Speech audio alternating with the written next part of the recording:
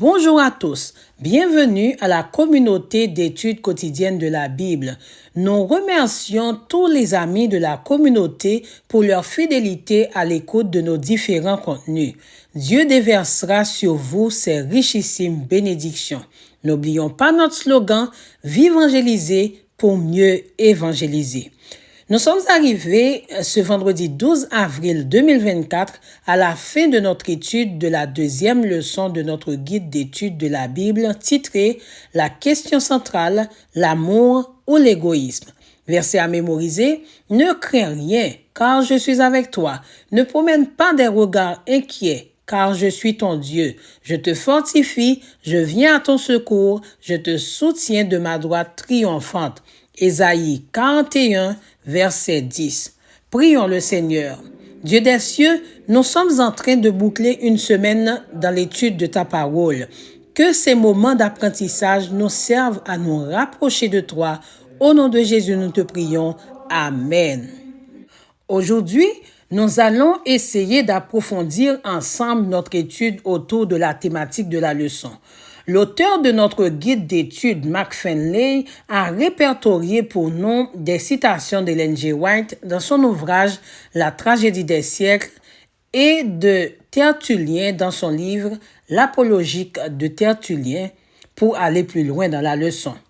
Au lieu de nous cantonner uniquement dans cette partie, nous allons remémorer certains faits de l'histoire qui nous permettra de nous positionner par rapport à l'enjeu central présenté dans la leçon, l'amour ou l'égoïsme. Chers amis, nous vous rappelons que cette semaine, nous avions pu découvrir les stratégies de Satan dans son égoïsme pour rallier le peuple de Dieu à sa cause. Il a, dans un premier temps, persécuté les disciples de Jésus.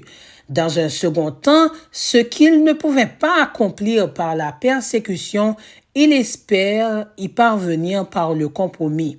Mais heureusement, Dieu a un plan pour sauver l'humanité et ainsi préserver ses fidèles serviteurs. L'histoire nous rapporte plusieurs assauts de Satan pour anéantir le peuple de Dieu en s'attaquant au temple de Jérusalem, symbole de la présence de Dieu parmi la nation choisie pour annoncer l'évangile au monde. Premièrement, le premier temple d'Israël construit par Salomon avait été détruit par les Babyloniens en 586 avant Jésus-Christ, environ 20 ans après la conquête de Juda par Nebuchadnezzar. Daniel 1er, versets 1er et 2.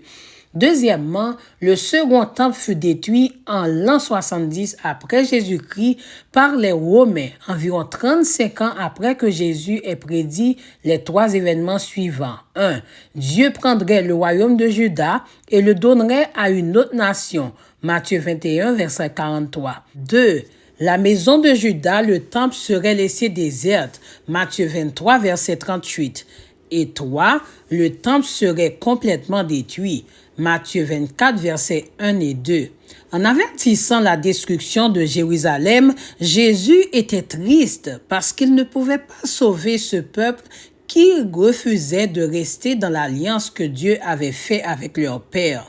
Donc, il leur a retiré sa protection et cette nation a été à la merci de Satan.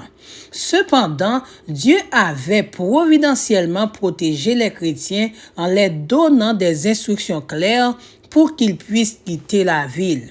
Dieu a toujours un reste qui lui est fidèle.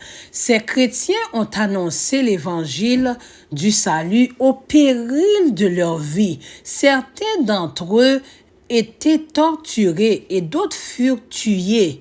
La lapidation d'Étienne, par exemple. Cependant, ils continuaient à élever l'étendard de l'Évangile encore plus haut en proclamant le Christ vivant à la fin du 1er siècle. Cette Église naissante en pleine croissance était caractérisée par la vivangélisation. Ces chrétiens suivaient le modèle de Jésus en annonçant l'Évangile au monde afin de restaurer l'image de Jésus que Satan cherche à détruire par tous les moyens. Chers amis, nous vous laissons avec cette citation. Le fait que Dieu laisse les méchants persécuter les justes a été un sujet de perplexité pour les chrétiens faibles en la foi.